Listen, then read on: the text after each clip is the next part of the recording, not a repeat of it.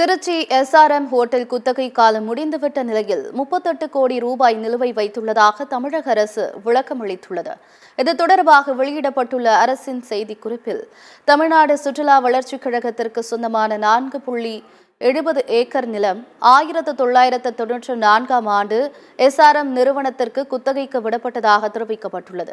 ஒப்பந்தப்படி 30 வருட குத்தகை காலம் இந்த ஆண்டு ஜூன் 13ஆம் தேதியுடன் முடிந்துவிட்டதால் நிலம் மற்றும் கட்டிடங்களை ஒப்படைக்குமாறு முன்கூட்டியே நோட்டீஸ் அனுப்பப்பட்டுள்ளது. அதேவேளையில் 38.85 கோடி ரூபாய் குத்தகை பாக்கி வைத்துள்ளதாக அரசின் சார்பில் தெரிவிக்கப்பட்டுள்ளது.